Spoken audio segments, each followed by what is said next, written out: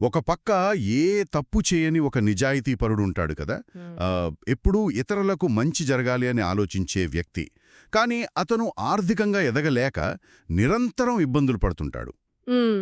అవును, చాలాసార్లు చూస్తుంటాం మన చుట్టుపక్కల. రైట్. ఇంకో పక్కేంటంటే కేవలం తన స్వార్థం మాత్రమే చూసుకునే వ్యక్తి ఎలాంటి నియమాలు పట్టించుకోడు, కానీ అద్భుతమైన విజయాలు సాధిస్తూ కోట్లకు పడగలెత్తుతాడు. నిజమే. ఇది చూసినప్పుడు ఎవరికైనా కొంచెం ఫ్రస్ట్రేషన్ వస్తుంది. అదే కదా. అసలు సమాజంలో ఎక్కడో ఒక చోట ఇలాంటి పరిస్థితులు మనం ప్రతిరోజూ చూస్తూనే ఉంటాం.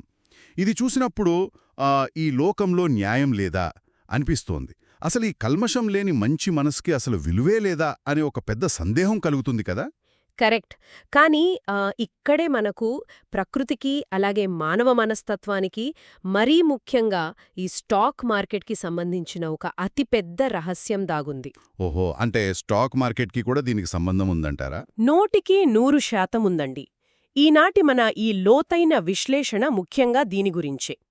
అంటే కేవలం మన ఉద్దేశ్యాలకు, ఇంటెంట్కి మరియు మనం చేసే యాక్షన్కి అంటే ఆచరణకు మధ్య ఉన్న వ్యత్యాసం ఏంటి అనేది.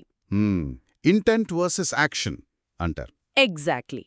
ఈ సూత్రం మన దైనందిన జీవితంతో పాటు అత్యంత సంక్లిష్టమైన స్టాక్ మార్కెట్లో ఎలా అద్భుతంగా పనిచేస్తుందో మనం ఈరోజు లోతుగా అర్థం చేసుకోబోతున్నాం. చాలా ఆసక్తికరంగా ఉందండి. అంటే మార్కెట్కి మన ఉద్దేశాలకి లింక్ ఏంటసలు? చెప్తాను. ఇప్పుడు ఇది నిజంగా ప్రతి ఒక్కరూ ఆలోచించాల్సిన ఒక బలమైన అంశం. మనం తరచుగా వింటుంటాం కదా, నా ఉద్దేశం చాలా మంచిది, నేనెవరికీ ఎలాంటి హాని తలపెట్టలేదు, నా మనసులో ఎలాంటి పాపం లేదు, అయినా నాకెందుకు ఇలా జరుగుతోంది అని అంటుంటారు. అవును, చాలామంది వాపోతుంటారు ఇలా. అతనేమో అన్నీ తప్పులే చేస్తాడు, అయినా అంత సక్సెస్ ఎలా అవుతున్నాడు అని అనుకుంటారు. కాని ఇక్కడే మనం ప్రకృతి యొక్క ఒక అతిపెద్ద అంటే ఒక కఠినమైన నియమాన్ని అర్థం చేసుకోవాలి. ఆ నియమం ఏంటి? ప్రకృతికైనా సరే మార్కెట్కైనా సరే ఒక వ్యక్తి ఉద్దేశ్యంతో లేదా అతని ఇంటెన్షన్తో ఎలాంటి పట్టింపు లేదు. ఒక్క నిమిషం. అంటే మన ఉద్దేశం మంచిదా చెడ్డదా అనేది మార్కెట్కి అనవసరం అంటారా? ఖచ్చితంగా అనవసరం. సమాజం లేదా బంధాలు మాత్రమే మనుషుల ఉద్దేశ్యాలను బేరీజ్ వేస్తాయి. కానీ ప్రకృతి ఎప్పుడూ ఒక వ్యక్తి చేసే కర్మను లేదా అతను తీసుకునే యాక్షన్ని మాత్రమే పరిగణనలోకి తీసుకుంటుంది. రైట్. అంటే ఆచరణ మాత్రమే ముఖ్యం అంటారు. అవును. ఇదే మనం ఈరోజు నిర్మించుకోబోయే ముఖ్యమైన పునాది. కేవలం ఉద్దేశ్యాలకు, మనసులోని ఆలోచనలకు ప్రకృతిలో ఎలాంటి బహుమతులు లేదా శిక్షలు ఉండవు. దీని కొంచెం మనం విడమర్చి చూద్దాం. ఆలోచనలకు శిక్షలుండవనేదాన్ని ఒక రియల్ వరల్డ్ ఉదాహరణతో అర్థం చేసుకుందాం. ఇప్పుడు ఒక దొంగ ఉన్నాడనుకుందాం. ఓకే. అతను తన గదిలో కూర్చొని ఒక పెద్ద బ్యాంకు దోపిడీ గురించి నెలల తరబడి ప్లాన్స్ వేసుకుంటున్నాడు. మ్యాపులు గీస్తున్నాడు, ఎలా వెళ్ళాలి, ఆ సెక్యూరిటీని ఎలా దాటాలి అని ఊహిస్తున్నాడు. పక్కాగా ప్లాన్ చేస్తున్నాడు. అవును, కానీ చట్టం లేదా పోలీసులు అతనిని పట్టుకుని నువ్వు దొంగతనం గురించి చాలా తీవ్రంగా ఆలోచించావు కాబట్టి నీకు 10 ఏళ్ల జైలు శిక్ష అని చెప్పలేరు కదా. అస్సలు చెప్పలేరు. చట్టం అలా పనిచేయదు కదా. అదే కదా. ఎప్పుడైతే అతను ఆ ఇంటి గడప దాటి బ్యాంకులోకి వెళ్ళి ఆ దొంగతనాన్ని ఆచరణలో పెడతాడో, అంటే యాక్షన్ తీసుకుంటాడో, సరిగ్గా అప్పుడే చట్టం తన పనిచేయడం మొదలుపెడుతుంది. అప్పుడే శిక్ష పడుతుంది. ఎగ్జాక్ట్లీ. మీరు చెప్పే ప్రకృతి నియమం కూడా సరిగ్గా ఇలాగే పనిచేస్తుందా? అవునండి. ఆ ఉదాహరణ చట్టానికి ఎంత ఖచ్చితంగా సరిపోతుందో ప్రకృతి నియమాలకు కూడా అంతే ఖచ్చితంగా సరిపోతుంది. చట్టంలాగానే ప్రకృతి కూడా కేవలం భౌతికమైన ఆచరణను మాత్రమే గుర్తిస్తుంది. అంటే మనసులో ఎంత మంచివాడైనా ఉపయోగం లేదా? లేదు. ఒక వ్యక్తి ఎంత మంచివాడైనా తన మనసులో ప్రపంచానికి మంచి చేయాలని ఎంతగా ఆలోచిస్తూ కూర్చున్నా సరే ఆ ఆలోచనలకు ప్రకృతి ఎటువంటి రివార్డ్ ఇవ్వదు. దీన్ని ఇంకో కోణంలో చూద్దాం. చెప్పండి. ఇప్పుడొక రైతు ఉన్నాడు. అతను చాలా మంచివాడు, ఊరందరికీ అన్నం పెట్టాలని ఉద్దేశమున్నవాడు. మంచి ఇంటెన్షన్. అవును. కాని అతను పొలంలో విత్తనాలు చల్లలేదు. ఇంకో రైతు ఉన్నాడు. అతను అత్యంత స్వార్థపరుడు, కేవలం డబ్బు సంపాదించాలనే అత్యాశతో ఉన్నాడు. ఓకే. కాని అతను సరైన సమయంలో పొలంలో విత్తనాలు చల్లాడు. ఇప్పుడు భూమి ఎవరికి పంటనిస్తుంది? ఆబ్వియస్లీ విత్తనాలు చల్లిన ఆ స్వార్థపరుడికే ఇస్తుంది. అదే కదా. ఎందుకంటే మట్టికి రైతుల ఉద్దేశాలతో పనిలేదు. అది కేవలం పడిన విత్తనాలకి చేసిన కర్మకు, అంటే ఆ యాక్షన్కి మాత్రమే ప్రతిస్పందిస్తుంది. రైట్. చాలా క్లియర్గా అర్థమైంది. అదేవిధంగా ఒక చెడ్డవాడు చెడ్డ పనులు చేస్తున్నప్పుడు వాడు ఆ పని చేయడం అనే ఆచరణ వల్ల వచ్చే ఆ తాత్కాలిక ఫలితాన్ని అంటే డబ్బు లేదా విజయాన్ని పొందుతాడు. హ్మ్. అయితే వాడు చేసిన ఆ చెడ్డ కర్మకు తగ్గ శిక్షను కూడా తర్వాత ఖచ్చితంగా అనుభవిస్తాడనుకోండి. ఇక్కడ మనం గమనించాల్సిన ఏకైక సత్యం ఏంటంటే రివార్డైనా శిక్షనైనా సరే అవి ఆచరణకు వస్తాయి తప్ప ఆలోచనలకు రావు. అబ్బా, చాలా అద్భుతంగా చెప్పారు. అంటే దీని అంతరార్థం ఏంటన్నమాట, ఆ ప్రకృతి చట్టం ఎలాగైతే ఆలోచనలను పక్కన పెట్టి కేవలం ఆచరణను మాత్రమే లెక్కలోకి తీసుకుంటాయో, ఈ ఆర్థిక ప్రపంచం, మరీ ముఖ్యంగా స్టాక్ మార్కెట్ కూడా ఖచ్చితంగా ఇదే సూత్రాన్ని పాటిస్తుందని మనం అనుకోవచ్చా? 100% అండి. స్టాక్ మార్కెట్ అనేది కేవలం నంబర్స్ లేదా ఆ గ్రాఫ్స్ మాత్రమే కాదు. అది మానవ మనస్తత్వానికి అంటే మన హ్యూమన్ సైకాలజీకి ఒక అతిపెద్ద అద్దం. Psychology plays a big role అంటారు. అవును. మార్కెట్లో ఎవరైనా విజయం సాధించాలి అంటే సాధారణంగా ఎన్నో రకాల టూల్స్ వాడుతుంటారు కదా. ఫండమెంటల్ అనాలిసిస్ అంటారు. అంటే ఒక కంపెనీ యొక్క లాభనష్టాలు, వాళ్లకున్న అప్పులు, బ్యాలెన్స్ షీట్లు చదవడం లాంటివి చేస్తారు. అవును, ఫండమెంటల్స్ చూస్తారు. అలాగే టెక్నికల్ అనాలిసిస్ అంటారు. అంటే చార్ట్స్ చూడటం, ప్రైజ్ ఎలా కదులుతోందో గమనించడం. ప్యాటర్న్స్ అవి చూస్తారు కదా. ఎగ్జాక్ట్లీ. ఇవన్నీ ఒక ఎత్తు అయితే వీటన్నింటికంటే అత్యంత కీలకమైనది, మార్కెట్ని శాసించేది మరొకటుంది. అదే క్రౌడ్ సైకాలజీ లేదా జనాల మనస్తత్వం. ఓకే, ఈ క్రౌడ్ సైకాలజీ గురించి కొంచెం వివరంగా చెప్తారా? అంటే సాధారణ ప్రజలు, అంటే మార్కెట్లో ఉన్న మెజారిటీ రీటైల్ ఇన్వెస్టర్లు మార్కెట్ గురించి ఏమనుకుంటున్నారు, వాళ్ల మైండ్ సెట్ ఎలా ఉంది అనేది కదా. సరిగ్గా అదే. కానీ మార్కెట్లో ఎప్పుడూ ఒక విచిత్రమైన వాతావరణం ఉంటుంది. సాధారణ ప్రజల ఆలోచనలకు అంటే క్రౌడ్ ఏమనుకుంటుందో దానికి ఎప్పుడూ వ్యతిరేకంగానే మార్కెట్ కదులుతుంది అనేదొక నమ్మలేని నిజం. ఒక్క నిమిషం, క్రౌడ్కి ఆపోజిట్గా వెళ్తుందా? అవునండి. జనమంతా ఒకవైపు ఆలోచిస్తుంటే మార్కెట్ దానికి పూర్తిగా విరుద్ధమైన దిశలో వెళుతుంది. అంటే చార్ట్స్ అన్నీ మార్కెట్ పైకి వెళ్తుందని చూపిస్తున్నా సరేనా? అవును. చార్ట్స్ బాగున్నా సరే క్రౌడ్ మొత్తం భయపడి మార్కెట్ పడిపోతుందని నమ్ముతుంటే మార్కెట్ నిజంగానే వాళ్ల ఆలోచనలకు వ్యతిరేకంగా ప్రవర్తిస్తుంది. అంటే పైకే వెళ్తుంది. వావ్, ఇక్కడే నాకొక పెద్ద సందేహం వస్తోంది. అడగండి. ఇప్పుడు మీరు చెప్పిన లాజిక్ ప్రకారం చూస్తే జనమంతా ఒకవైపుంటే మార్కెట్ దానికి వ్యతిరేకంగా వెళ్తుందన్నారు కదా. అవును. ఒకవేళ అందరూ టీవీలు చూసి, ఆ సోషల్ మీడియాలో న్యూస్ చదివి, అద్భుతం, మార్కెట్ ఇక పైపైకి దూసుకుపోతుంది, భారీగా పెరుగుతుంది అని బలంగా నమ్ముతున్నారనుకుందాం. పాజిటివ్గా ఉన్నారనుకుందాం. పాజిటివ్గా ఉన్నప్పుడు జనమంతా మార్కెట్ పెరుగుతుందని మాట్లాడుకుంటున్నప్పుడు మార్కెట్ అందరికీ వ్యతిరేకంగా వెళ్ళిపోయి వెంటనే పడిపోవాలి కదా. కాని చాలాసార్లు అలా జరగదే. క్రౌడ్ పాజిటివ్గా మాట్లాడుకున్నా సరే మార్కెట్ పెరుగుతూనే ఉంటుంది. మరి అందరికీ వ్యతిరేకంగా వెళ్లడమే మార్కెట్ లక్ష్యమైనప్పుడు జనాలు పాజిటివ్ అవ్వగానే అది వెంటనే ఎందుకు క్రాష్ అవ్వదు? అబ్బా, ఇక్కడే అసలు రహస్యం దాగి ఉందండి. ఈ ప్రశ్న చాలా లోతైనది. దీనికి సమాధానమే మార్కెట్ యొక్క అతి పెద్ద సైకాలజీని, అలాగే మనం ఇందాక మాట్లాడుకున్న ఆ ప్రకృతి నియమాన్ని బయటపెడుతోంది. ఏంటా రహస్యం? అదేంటంటే కేవలం మాటలకు చేతలకు మధ్య ఉన్న వ్యత్యాసం. అంటే ఉద్దేశం వర్సెస్ ఆచరణ. ఎగ్జాక్ట్లీ. మార్కెట్ జనాల మాటలకు లేదా వారి ఉద్దేశాలకు శిక్ష వెయ్యదు. వారి ట్రేడ్స్కు అంటే వాళ్లు తీసుకునే నిర్ణయాలకు, ఆచరణకు మాత్రమే శిక్ష వేస్తుంది. క్రౌడ్ కేవలం మాట్లాడుకుంటున్నంతకాలం మార్కెట్ వారిని అస్సలు పట్టించుకోదు. ఓహో, అంటే జనాలు మార్కెట్ పెరుగుతుంది, ఇంకా పెరిగిపోతుంది అని కేవలం మాట్లాడుకుంటున్నంతకాలం మార్కెట్ పడదా? ఖచ్చితంగా పడదు. జనాలు ఆ కాఫీ షాపుల్లో కూర్చుని, ఆఫీసుల్లో, సోషల్ మీడియాలో మార్కెట్ బుల్లిష్గా ఉంది భయ్యా, ఇంకా తిరుగులేదు అని కేవలం మాట్లాడుకుంటున్నంతకాలం మార్కెట్ నిజంగానే పైకి వెళుతూనే ఉంటుంది. ఇది చాలా విచిత్రంగా ఉందే. ఎందుకలా జరుగుతుంది? ఎందుకంటే వారు ఇంకా తమ ఆలోచనను యాక్షన్గా మార్చలేదు కాబట్టి. అంటే జస్ట్ డిస్కషన్ నడుస్తోంది అంతే. అవును, వాళ్లు కేవలం మాట్లాడుకుంటున్నారు. అంటే వాళ్లలో ఒక ఉద్దేశం లేదా ఇంటెన్షన్ మాత్రమే ఏర్పడింది. కాని వాళ్లు తమ జేబులోంచి డబ్బులు తీసి ఇంకా మార్కెట్లో పెట్టుబడి పెట్టలేదు. రైట్. ఎప్పుడైతే వాళ్లు తమ మాటలను నిజంగా నమ్మి ఇక ఏమాత్రం వెనకాడకుండా ట్రేడింగ్ అకౌంట్ ఓపెన్ చేసి తమ సేవింగ్స్ మొత్తం తీసుకొచ్చి మార్కెట్లో పెట్టడం మొదలు పెడతారు, అంటే యాక్షన్లోకి దిగుతారు. అవును. ఎప్పుడైతే వాళ్లు నిజంగా ఆచరణ మొదలు పెడతారో సరిగ్గా అప్పుడే మార్కెట్ వారికి శిక్ష వేయడం మొదలు పెడుతుంది. అప్పుడే మార్కెట్ క్రాష్ అవుతుంది. అబ్బా, ఎంత క్లియర్గా ఉందో ఇది. వాళ్ల ఆలోచనలకు శిక్ష పడలేదు, వాళ్లు చేసిన కర్మకు లేదా ట్రేడ్కు శిక్ష పడింది. ఇక్కడే జనాలు తప్పులో కాలేస్తారు. ఇది వింటుంటే మార్కెట్ మెకానిజం ఎంత క్రూరంగా అదే సమయంలో ఎంత ఖచ్చితంగా ఉంటుందో అర్థమవుతుంది. అంటే జనాలు ఎంత భయపడుతూ మాట్లాడుకుంటే మార్కెట్ అంత సురక్షితంగా పైకి వెళ్తుందన్నమాట. అవును, ఖచ్చితంగా. ఎప్పుడైతే ఆ భయం పోయి ధైర్యంతో లేదా ఒక రకమైన దురాశతో ఆచరణలోకి దిగుతారో అప్పుడే అసలు దెబ్బ పడుతుంది. దీన్ని మనం గతంలో జరిగిన ఏదైనా మార్కెట్ సైకిల్తో కనెక్ట్ చేసి చూడొచ్చా?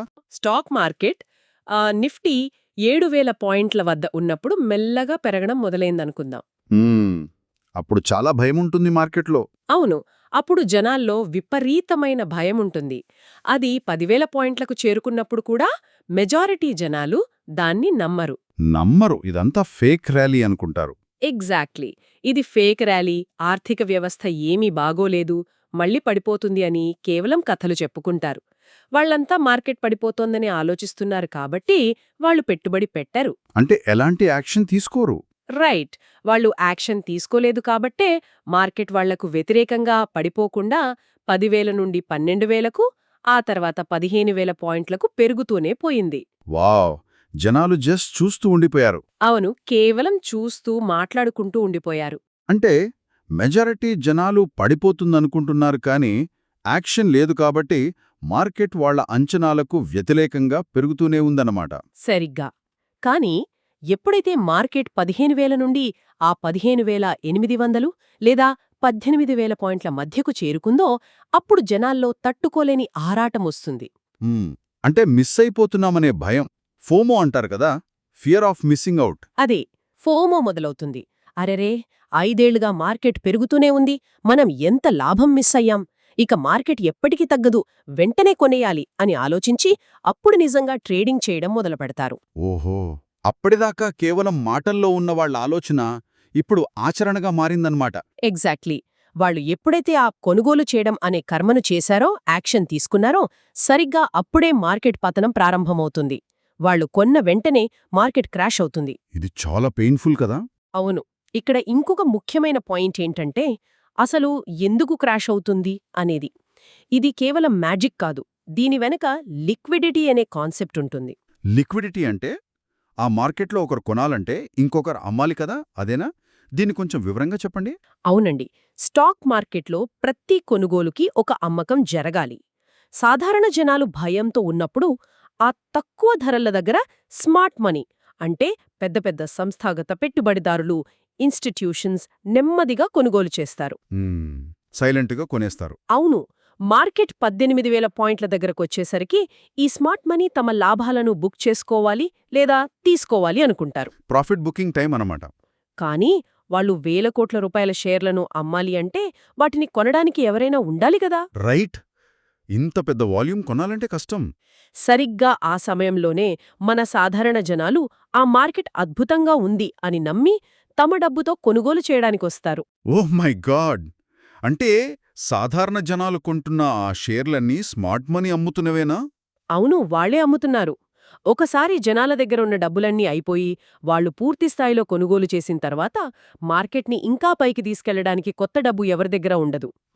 బయ్యర్స్ అయిపోతారు. అప్పుడు కొనేవాళ్లు లేక మార్కెట్ తన సొంత బరువుకి తానే కుప్పకూలిపోతుంది. 2020లో వచ్చిన ఆ కోవిడ్ మార్కెట్ క్రాష్ సమయంలో కూడా ఇలాగే జరిగింది. అవునవును. కోవిడ్ టైంలో కూడా ఫస్ట్ పడి తర్వాత భయంకరంగా పెరిగింది. అందరూ కోవిడ్ వల్ల మార్కెట్ పడిపోతుంది, సర్వనాశనం అయిపోతుంది అని కేవలం మాట్లాడుకున్నంతసేపు పెద్దగా ఏమీ కాలేదు. కాని భయంతో ఎప్పుడైతే తమ దగ్గరున్న స్టాక్స్ని అమ్మడమనే ఆచరణ మొదలుపెట్టారో సరిగ్గా అప్పుడే మార్కెట్ రివర్స్ అయి విపరీతంగా పెరగడం మొదలైంది. ఇది వింటుంటే ఈ మెకానిజంని అర్థం చేసుకోవడానికి నేనొక అనాలజీ చెప్తాను. అంటే ఇదొక బెలూన్ లాంటిదనుకుందాం. చెప్పండి. ఒక పెద్ద బెలూన్ ఉంది. చుట్టూ ఉన్న జనాలంతా ఈ బెలూన్ చాలా పెద్దదిగా అవుతుంది, ఇది విపరీతంగా సాగుతుంది అని కేవలం చూస్తూ మాట్లాడుకుంటున్నంతసేపు ఆ బెలూన్ పగలదు. అవును. వాళ్ళు ఎంత గొప్పగా దాని గురించి కథలు చెప్పుకున్నా దానికేమీ కాదు. కాని ఎప్పుడైతే అందరూ కలిసి ఆ బెలూన్ దగ్గరకొచ్చి నిజంగా గాలి ఊదడం మొదలు పెడతారో, యాక్షన్ మొదలవుతుంది. అవును, ఆచరణ మొదలు పెడతారో, ఒక స్థాయి దాటాక ఆ బెలూన్ ఖచ్చితంగా పగిలిపోతుంది. ఆచరణ మొదలైన క్షణమే అసలు ఆట మొదలవుతుందన్నమాట. కరెక్టేనా? ఆ ఆ ఎనాలజీ చాలా వరకు కరెక్టేనండి. కానీ ఇక్కడ ఇంకో చిన్న ట్విస్ట్ ఉంది. అదే మనం ఇందాక మాట్లాడుకున్న స్మార్ట్ మనీ కాన్సెప్ట్. ఓకే, దాన్నిక్కడ ఎలా అప్లై చేయొచ్చు? సాధారణ జనాలు ఆ బెలూన్లో గాలి ఊదుతున్నప్పుడు లోపల ఉన్న స్మార్ట్ మనీ మెల్లగా ఆ గాలిని క్యాష్ చేసుకుని బెలూన్ ముడి విప్పేసి సైలెంట్గా బయటికి వెళ్ళిపోతుంటుంది. ఓహో, అంటే గాలి ఊదేవాళ్లు ఊదుతూనే ఉంటారు. అవును, జనాలు తమ శక్తినంతా కూడగట్టుకుని గాలి ఊదుతూనే ఉంటారు. కాని లోపల దాన్ని పట్టుకునేవాళ్లు ఎవరూ లేకపోవడం వల్ల ఆ బెలూన్ ఒక్కసారిగా పేలిపోతోంది. That makes perfect sense. Balloon పగలడమనేది గాలి ఊదడం అనే యాక్షన్ మీద ఆధారపడి ఉంటుంది తప్ప జస్ట్ మాటల మీద కాదు. స్టాక్ మార్కెట్లో సైకాలజీని విశ్లేషించేటప్పుడు ప్రతి ఒక్కరూ గుర్తుంచుకోవాల్సిన ఒకే ఒక్క సత్యమిది. Right right. జనాలు బుల్లిష్గా మాట్లాడుతున్నారా అంటే మార్కెట్ పెరుగుతుందని అంటున్నారా, లేదా బేరిష్గా మాట్లాడుతున్నారా అంటే పడిపోతోందని అంటున్నారా అనేది అస్సలు ముఖ్యం కాదు. మరి ఏది ముఖ్యం? వాళ్లు నిజంగా బుల్లిష్ ట్రేడ్స్ వేస్తున్నారా లేదా బేరిష్ ట్రేడ్స్ వేస్తున్నారా అనేది ముఖ్యం. వాళ్ల మాటలు ఎప్పుడైతే చేతలుగా మారుతాయో అప్పుడే ప్రకృతిలాగానే మార్కెట్ కూడా వాళ్లకు ఆ శిక్ష వేస్తుంది లేదా ఫలితాన్నిస్తుంది. ఇది వింటుంటే స్టాక్ మార్కెట్ అనేది కేవలం ఆర్థిక వ్యవస్థల ఎక్కిళ్ళు దిగుడులు లాంటివి మాత్రమే కాదు. ఇది పూర్తిగా హ్యూమన్ సైకాలజీ అని, కాజ్ అండ్ ఎఫెక్ట్ అంటే ఒక కారణం మరియు ప్రభావమని చాలా స్పష్టంగా అర్థమవుతోంది. ఖచ్చితంగా. అయితే ఇదంతా ఆలోచిస్తుంటే ఈ సిద్ధాంతమేదో నిన్నమొన్న వాల్ స్ట్రీట్లో పుట్టినట్టు లేదు. ఆ మనుషుల ఆలోచనలు కాకుండా కేవలం ఆచరణే ఫలితాన్ని నిర్దేశిస్తుంది అనే ఈ సూత్రం మన ప్రాచీన తత్వశాస్త్రంలో ఉన్న ఆ మూల సూత్రంలాగా అనిపిస్తోంది. అవును. ముఖ్యంగా భగవద్గీతలో చెప్పిన కర్మ సిద్ధాంతం కూడా సరిగ్గా ఇదే కదా. వావ్, మీరు చాలా అద్భుతమైన పాయింట్కొచ్చారండి. ఈ చర్చను మనం మరింత పెద్ద కోణంలో అంటే బిగర్ పిక్చర్లోకి తీసుకెళ్తే భగవద్గీతలో కృష్ణుడు చెప్పిన సారాంశమంతా ఇదే. అవును, కర్మ చెయ్యాలి అంటారు. ఎలాంటి కర్మ చేస్తే అలాంటి ఫలితం వస్తుంది అనేదే మానవ జీవితానికి ప్రాథమిక సూత్రం. గీతలో ఎక్కడా కూడా నీకు ఎలాంటి మంచి ఉద్దేశ్యముంటే నీకంత మంచి ఫలితం వస్తుంది అని చెప్పలేదు. ఎగ్జాక్ట్లీ, ఎక్కడా అలా లేదు. కర్మణ్యేవాధికారస్తే మా ఫలేషు కదాచన అని అంటారు కదా. అంటే మనిషికి కర్మ చేసే అధికారం మాత్రమే ఉంది. ఆ కర్మను బట్టే ఫలితం వస్తుంది. మన ఉద్దేశం ఎంత పవిత్రమైనదైనా సరే మనం తీసుకునే ఆచరణ తప్పు అయితే ఫలితం తప్పుగానే వస్తుంది. అంటే ఉద్దేశం మార్కెట్కి లేదా ప్రకృతికి కనిపించదు కాబట్టే. అవును, మార్కెట్లో ఒక వ్యక్తికి వేరేవాళ్లకి సహాయం చెయ్యాలనే అద్భుతమైన ఉద్దేశం ఉండి ఉండొచ్చు, కానీ మార్కెట్ ఆ ఉద్దేశాన్ని చూడదు కదా. అతను కొన్న స్టాక్ సరైనదా కాదా అనేదే చూస్తుంది. ఇది కేవలం స్టాక్ మార్కెట్కే కాదు, మొత్తం జీవితానికి వర్తించే మూలమంత్రం. నిజమే. ఇది మన దైనందిన జీవితంలో ప్రతిరోజూ మనం ఎదుర్కొనే సమస్యలకు ఎంత ఖచ్చితంగా సరిపోతుందో కదా. అవును, ప్రతి క్షణం మనం చూస్తూనే ఉంటాం. అంటే మనం ఉదయం లేచినప్పటి నుండి ఆ రాత్రి పడుకునే వరకు ఎన్నో అద్భుతమైన ఆలోచనలు చేస్తుంటాం. జిమ్కెళ్ళాలి, బరువు తగ్గాలి, ఒక కొత్త స్కిల్ నేర్చుకోవాలి, లేకపోతే కొత్త బిజినెస్ స్టార్ట్ చేయాలి అని ప్లాన్స్ వేస్తాం. అవును, న్యూ ఇయర్ రెజల్యూషన్స్ లాగా. ఎగ్జాక్ట్లీ. క్యాలెండర్లు కొంటాం, టార్గెట్స్ రాసుకుంటాం. ఇక్కడ మన ఉద్దేశం 100% మంచిదే కదా, మన ఎదుగుదల కోసమే కదా. కానీ కేవలం ఆలోచించడం వల్ల, ఉద్దేశం ఉండటం వల్ల ఎలాంటి ఉపయోగం ఉండదు. ఖచ్చితంగా ఉండదండి. ప్రపంచంలో అందరికంటే గొప్ప ఐడియాలు, గొప్ప ఉద్దేశాలున్నవాళ్లు ఎంతో మందున్నారు. కాని వాళ్ళెదుర్కొనే అతిపెద్ద సమస్య ఆ మొదటి అడుగు వెయ్యకపోవడం. అదే ఆచరణ లోపమంటారు. అవును, మొదటి అడుగు వెయ్యకపోతే, యాక్షన్ తీసుకోకపోతే ప్రకృతి నుండి ఎలాంటి రివార్డ్ లభించదు. ఒక మంచి పుస్తకం చదివి జ్ఞానం పెంచుకోవాలి అనుకోవడం కేవలం ఒక ఉద్దేశం మాత్రమే. కాని పుస్తకం తెరచి మొదటి పేజీ చదవడమనేది ఆచరణ. రివార్డ్ లేదా బహుమతి అనేది ఆ చదివిన పేజీకే దక్కుతుంది తప్ప కొని బీరువాలో పెట్టిన పుస్తకానికి కాదు కదా. రైట్. చాలా సింపుల్ అండ్ పవర్ఫుల్ ఎగ్జాంపుల్ ఇది. మార్కెట్లో అయినా సరే, జీవితంలో అయినా సరే, ఆలోచనల బరువు కంటే ఆచరణ బరువు ఎప్పుడూ ఎక్కువే. చాలామంది నేను అందరికీ మంచే కోరుకుంటాను కదా, నాకెందుకు జీవితంలో సరైన బ్రేక్ రావడం లేదు అని బాధపడుతుంటారు. పాపం చాలా డిప్రెస్ అవుతుంటారు. కాని వ్యవస్థ అనేది కేవలం వారి కర్మల ఖాతాను మాత్రమే చూస్తుందని వాళ్ల మనసులోని మంచితనాన్ని కాదని వారు గ్రహించలేరు. ఇది నిజంగా ఒక కనువిప్పు లాంటిదండి. ఒక వ్యక్తి ఎప్పుడూ తనను తాను ఎలా మూల్యాంకనం చేసుకుంటున్నాడు, అలాగే వ్యవస్థ అతను ఎలా మూల్యాంకనం చేస్తోంది అనే దాని మధ్య ఉన్న గ్యాప్ ఇది. కరెక్ట్. సో ఈనాటి ఈ లోతైన విశ్లేషణను మనం ఒకసారి సంగ్రహిద్దాం. ఈరోజు మనం ఒక అద్భుతమైన ప్రాథమికమైన సత్యాన్ని నేర్చుకున్నాం. మంచి ఉద్దేశాలకు వ్యవస్థలో రివార్డులు ఉండవని, ఆ చట్టం అయినా, ప్రకృతి అయినా, స్టాక్ మార్కెట్ అయినా సరే కేవలం ఆచరణకే, యాక్షన్కే ఫలితమిస్తాయని మనం స్పష్టంగా తెలుసుకున్నాం. అవును, చాలా క్లియర్గా తెలుసుకున్నాం. ముఖ్యంగా స్టాక్ మార్కెట్ అనేది జనాల ఊహాగానాలను లేదా ఆ మాటలను బట్టి కాకుండా, వారు తీసుకునే నిర్ణయాలను బట్టి, వాళ్ళు వేసే ట్రేడింగ్ యాక్షన్స్ని బట్టి మాత్రమే వ్యతిరేక దిశలో ప్రయాణిస్తుంది అని అర్థం చేసుకున్నాం. ఆలోచనలు ఎప్పుడైతే ఆచరణగా మారతాయో సరిగ్గా అప్పుడే ఆ రివార్డ్ లేదా శిక్ష అనేది డిసైడ్ అవుతుంది, అంతే కదా? అవునండి. ఇక్కడ మనం గుర్తుంచుకోవాల్సిన అతి ముఖ్యమైన పాఠం ఏంటంటే, ఎప్పుడూ ప్లానింగ్ ఫేజ్లో ఉండిపోవటం వల్ల ఎలాంటి లాభం లేదు. మనం ఎంత గొప్పగా ఎనలైజ్ చేసినా, ఎన్ని మంచి ఆలోచనలున్నా సరే, మనం ఎంతసేపు ఎనలైజ్ చేస్తున్నామన్నది కాదు ముఖ్యం. ఎగ్జాక్ట్లీ. ఆ ఆలోచనను ఎంత త్వరగా సరైన యాక్షన్గా మారుస్తాం అనేదే మన సక్సెస్ని డిసైడ్ చేస్తుంది. ఎనాలిసిస్ పెరాలిసిస్ అంటారు కదా, అంటే కేవలం ఆలోచిస్తూ ఉండిపోయే ఆ స్థితి నుంచి బయటికి రావడం చాలా ముఖ్యం. ఖచ్చితంగా. మనం ఈనాటి చర్చను ముగించే ముందు వినేవారి కోసం ఒక చిన్న ఆలోచన చేద్దాం. మనం ప్రతిరోజు ఎన్నో అద్భుతమైన ప్లాన్స్ వేస్తూ ఉంటాం, ఎన్నో గొప్ప పనులు చెయ్యాలని ఆలోచనలు చేస్తూ ఉంటాం. కానీ ప్రకృతి మరియు ఈ మార్కెట్ మన జీవితమనే బ్యాంక్ అకౌంట్లో జమ చేసేది మన ఉద్దేశాల బ్యాలెన్స్ని కాదు, మన ఆచరణల బ్యాలెన్స్ని మాత్రమే. ఎగ్జాక్ట్లీ, పర్ఫెక్ట్గా చెప్పారు. మన ఉద్దేశాలు ఎంత గొప్పవైనా వాటికి ఆచరణ తోడు లేకపోతే మార్కెట్లో కానీ జీవితంలో కానీ పైసా విలువలేదు. మరి ఇన్ని అద్భుతమైన విషయాలు తెలుసుకున్న తర్వాత రేపటి కోసం వేచి చూడకుండా, కేవలం మంచి ఉద్దేశాలు ఉండి ఏమీ చెయ్యని వ్యక్తిలాగా మిగిలిపోకుండా, ఈరోజే మనం వేయబోయే ఆ మొదటి అడుగు, చెయ్యబోయే ఆ మొదటి కర్మ ఏమిటి అనేది ఆలోచించాలి. అవును, మొదటి అడుగు చాలా ముఖ్యం. ఆలోచనల లోకం నుండి ఆచరణల లోకంలోకి అడుగుపెట్టే ఆ క్షణం కోసమే ప్రకృతి ఎదురుచూస్తోంది. నిర్ణయం ఆచరణలోనే ఉంది. మరొక అద్భుతమైన టాపిక్తో మళ్ళీ కలుద్దాం.